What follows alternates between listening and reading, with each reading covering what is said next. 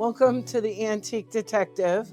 Today we're at the junk shop on Route 44 in Canton, and one man's junk is another man's treasure. And this will certainly prove that. Today we're going to meet Eric, and he's going to show us some items, and I think you're really going to enjoy it. Come on, let's go.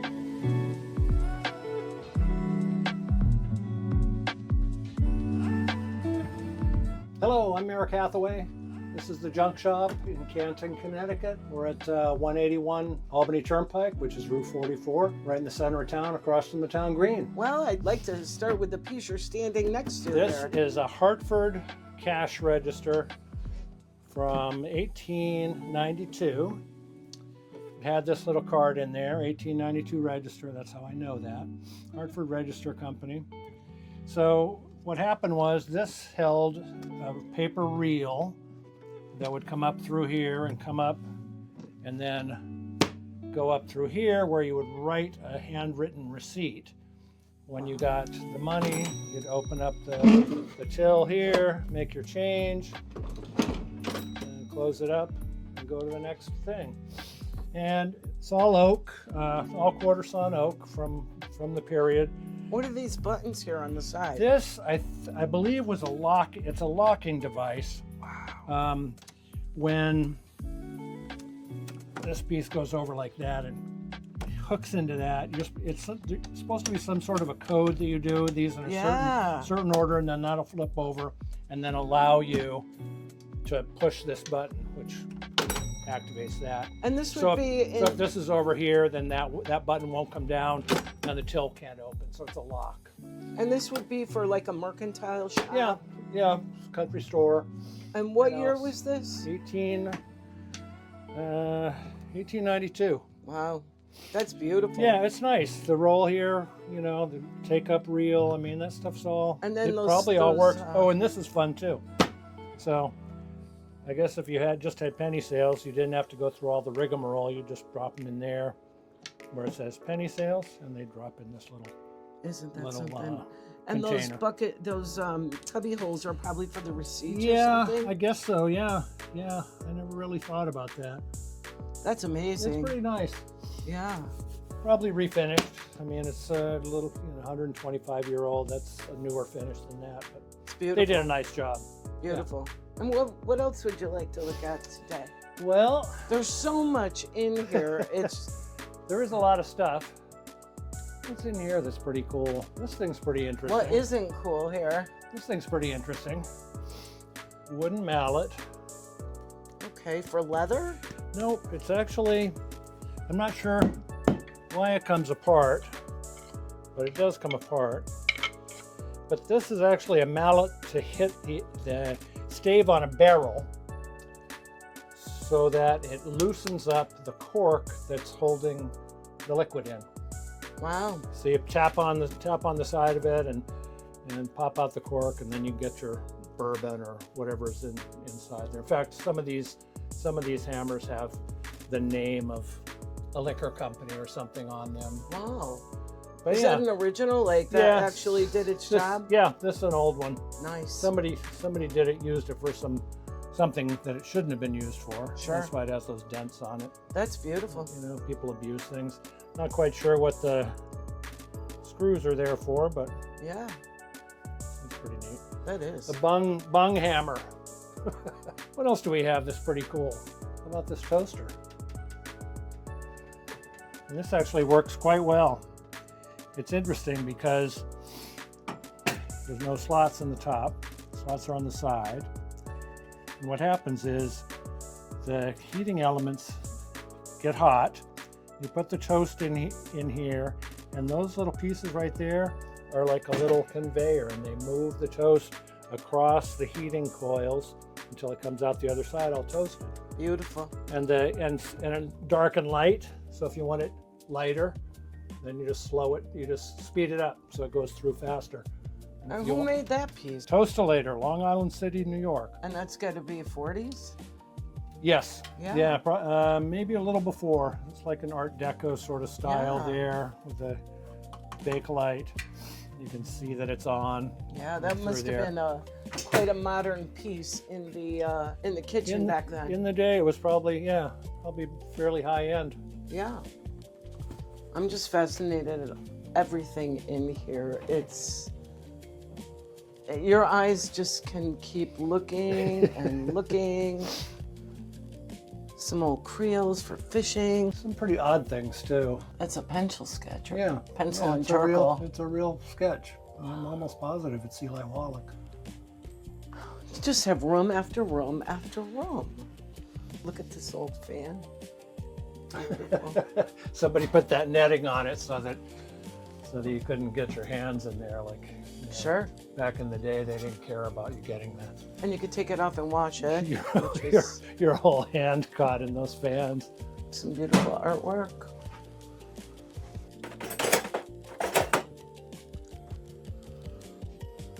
A lot of tools. Yep, got some horseshoes, some iron junk, hinges, that sort of thing. What's this, an old heater? This copper? Yes, yeah. Wow. Yep. Thermax, that thing lights up and glows. That would be for like a garage or something? Yeah, it's a space heater. Most of them work. Actually, I've got one of the coils somewhere new in a box. Yeah, you plug that guy in and then your electrical meter spins like a CD. These are the old Viewmasters here. Very, very old. Not like the modern ones, for sure. Oh, here's another toaster here. This one's kind of cool too. You put your bread in there, and then toast one side, and then when that's toasted, whoops. That must have been like one of the originals, huh? Flip it over and toast the other side. It's got to be 20s. Yeah, this is probably before. This is Connecticut. This is Universal. Made in Connecticut, Landers, Furry, and Clark. You have a nice collection of this. Yeah, I got all of that from the same woman, Fiesta Ware. Is that? It's beautiful. Yeah, she said that she and her sisters would get that for. They all got that for wedding gifts. And it all wound up in her house. There's some Aborigine. Yeah, art. that's probably could be from Nigeria. He's got a rifle over his shoulder. Hand carved. Yep. Not sure what that. A lot of vinyl. Young people like vinyl. Vinyl's coming back. It's back. It's back already. A lot of hardware kind of stuff here. Oops. I noticed the last time I was here, there was a gentleman here. He's restoring his house. Yeah. People look for old hinges and tools to do stuff. Doorknobs, glass doorknobs, old lock sets. And if you got a Victorian house and the lock breaks.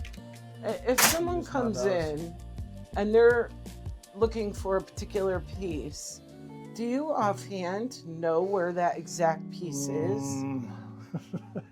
Whether or not I have it is easier than where it is. I can look up on my list whether I have something or not. That's pretty up to date. These are cool. This is for wool? Yep. For brushing wool? That's for carding. Carding combs. Use that to stretch the wool out into thread, I guess, and then put it on a spinning wheel. Yeah. Yep. Yeah. So these guys, but I'm not real sure what the difference between these and this. So this is a Hetchel, which does, I think, the same thing. You take maybe that's for After you making linen, using it to make linen. But yeah, you drag the raw material over it, and it stretches it out and turns it into sort of a This was strand. an interesting piece when I first came in. You showed me this piece. This it's an unusual scale. Yeah. This stuff. So micrometer, I guess. So this guy works with a dial. So there's a weight behind here, right here is a weight. And you move that forward and backward until Yeah. What was that used for?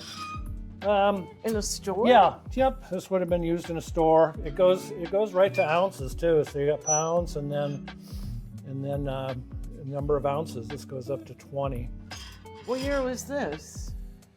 Last patent on that is 1903. Wow. I like the glass. That's really quite. I think that might have Been a second. probably was marble originally. Okay. There we go. So when it's down to 0, that's what it should do. It should just float like that. Yeah. So then if you put a weight on there, drops that down, you move this guy back until it floats again. A bit antiquated, but it works. Yeah. So this is 1, 2, 3, 4, 2 pounds, almost 3 pounds. 2 pounds and 18 ounces. So it's pretty accurate. Pat Metheny, Yeah. great guitar player. Yeah. Maybe the best. Yeah, I have to agree. Maybe I the saw best. him in Hartford. Yeah. Yeah. You see him when he was doing all the crazy stuff all by himself. Yeah, Yeah. it was remarkable. Yeah. Yeah, it's almost impossible to understand how he can do that. Beautiful artwork here as well.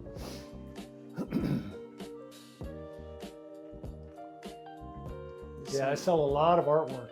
Yeah. It's beautiful.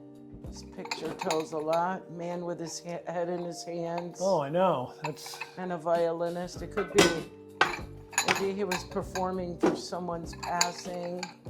You I never think know. that's awake. Yeah. Awake. Yeah. Yeah. I think that's people mourning. It's the artist actually captured that quite well. Mm-hmm. And what's this piece? It's got. This guy? Yeah. This is a spice box. Each one of these would have a different kind of spice in You it. know, they've just come back with that. A lot of times they'll say right on them, sugar, Yeah. cloves, whatever. This one doesn't say anything, but It's beautiful. yeah, little wooden boxes, missing one cover. So Yeah.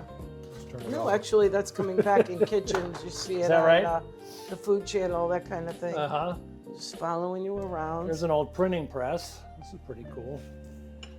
This is actually for making, I think 5 by 8 cards. This is supposed to be all polished up. This is in kind of poor shape. And where would you put the letters? The letters would be in, the ink is here, that gets inked. It was probably a plate that was inserted. Yeah.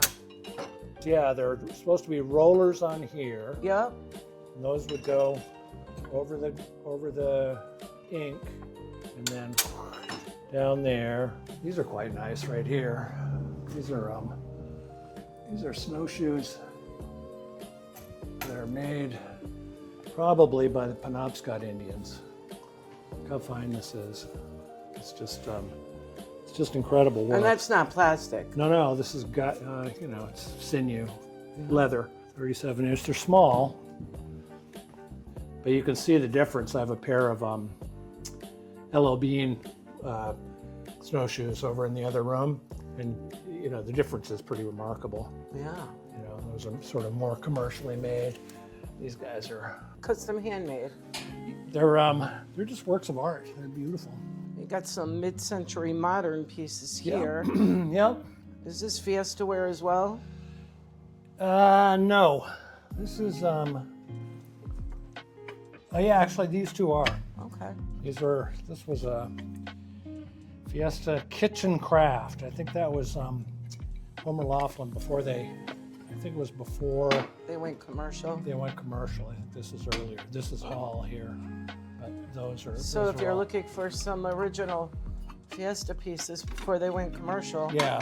get on over here because Those are they're old- beautiful. Those are old casseroles right there. Very beautiful.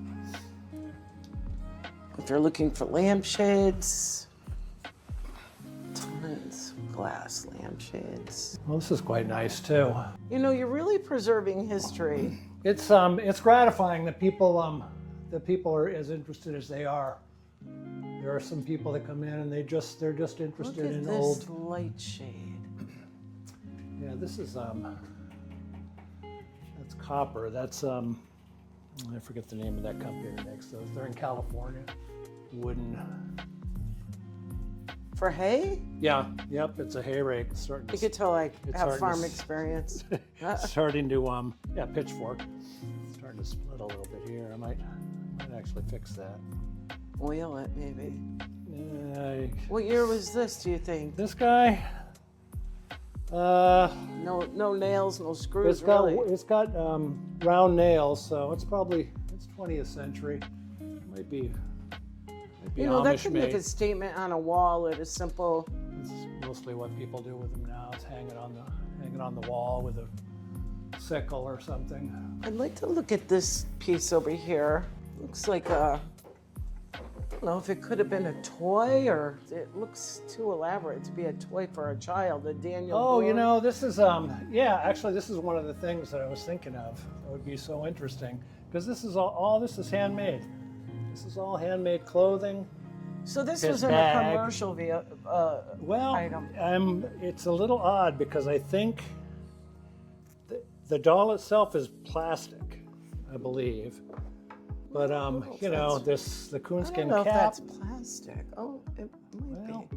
but it's might it's be. wonderfully made and everything, and it was all complete, except he didn't have a knife, so I had to make a little knife for him to put in there. Oh. But his rifle was there, and you know, everything else was there. I think I remember this piece from the World's Fair, the Could be, yeah. 64 World's Fair. Is that when it was? Yeah. Yep. Some good hinges if somebody needs a 4-foot hinge. For a barn, Yep. I'd say. Yep. That's a big hinge. It's the biggest one I have. What do we have over here? Oh, this little totem. Yeah. Yeah, so it's Western red cedar. Probably maybe up to 1920s, something like that. And they're you know, it's a miniature totem. I think they carved those for the tourist trade, sold them in trading posts. Isn't that something? And they're, you know, it's just a wonderful little piece. Yep.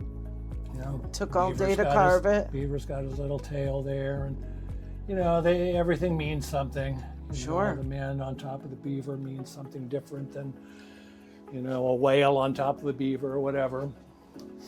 Another one of those things that you could spend a whole lifetime Is that learning an about. old baseball glove? Yep. First baseman's mitt. My gosh. Denkert. I don't know who that is. Should have laces in here. Not much of a hand protection there. No, those old baseball gloves were little and thin. They weren't like the new ones. Made in USA. More marbles. Marbles. Bag of marbles. This was the company that made them right here. Cat's eyes? Marble King. Tournament of cat's eyes, moonies, rainbows, marine crystals, and large shooters. Pull out a few of Look, those. there's a large shooter right there. So this was a game. Marbles? Oh yeah, I played it when I was a kid. The Cleary. Yeah, everybody had their own bag of marbles. You'd go and you'd make a circle and put your marbles in and flick them and try to knock the other guy's marbles out of the circle, and then you got them. You had to keep them, and you know, that's how you win all the marbles, is by being the best marble player. I think there's a phrase, win all the marbles, Yeah. right? Yeah, you get them all, and then you know, you got to challenge the guy that took your marbles and try to get your marbles back and get his. No, at the end of the game, he got to keep your marbles Yeah. and go home with them? Yeah. Oh, that doesn't seem fair at all. Eric, why don't you share a little bit about how you came to possess this really cool business and what brought you to it? Like, The man that owned it, his name was Doug, and he didn't really want to sell anything. He just wanted to buy stuff. He wanted to go places and buy things. He didn't have any interest in selling, and no need to. And he sort of took me under his wing for a while and showed me the ropes when I was looking for a new business to get into. And I like this one. I was a furniture maker before and had a lot of woodworking experience, so I did some repairs for him. And you know, he showed me the ropes and said, "Well, I'll rent you the place and sell you the business." And you know, so I did that for a long time until I finally could buy the building. Now, did he keep buying for you? He kept buying like crazy, yeah. And he'd come by every couple of days and with more stuff until finally I said, "Doug, can't fit anymore. I can't get any more stuff." And he got all mad at me and didn't come back for months. He was a volatile character. And when was that? What year was that? 99, Yeah. 98, 99. So you've been here for a while. Yeah. And what are the hours? What do you open? I'm here Wednesday through Sunday, 11 to 4. Stay here till 5 on Saturday. Nice. Do you want to share your email address or any contact information, or just stop in? Yeah, it's the junk shop email at gmail.com. Beautiful. Or we have a Facebook page too that I update irregularly, I would say. Yeah. Well, after we just look for the Junk Shop of Canton on Facebook. Yeah. And I'll be the first hit. You'll be able to see this video on there as well if you'd like to share it. Sure. Yeah. Definitely put it on there. Yeah. Okay, so we had to come outside because in the back of the junk shop there was a piece that looked extreme. I gotta step back here. Yeah, this thing's pretty cool. This is a probably East Lake period mantle. This guy goes on here like this. And this is made out of slate. Slate, yeah. About 1890, if you said 10 years on either side of that. Those pieces go in behind this so that it forms like a box, so it stands out a little bit from the fireplace. What nice artwork. Probably for a coal burning. Someone could pick this up and use it in their home. Yeah, these things were all put together with lead pins. These guys, I don't know what that means, 1162. But yeah, those are the pieces that would go on the side. That's remarkable. Yeah. It's beautiful. Not sure how they make that pattern on that slate, but It's beautiful probably marbling. paint. Yeah, verdigris. Yeah. Yeah, it's one of the last backyards in Canton right here. Eric, it was a pleasure to meet you. And you. Thank you. Yeah, thank you very much.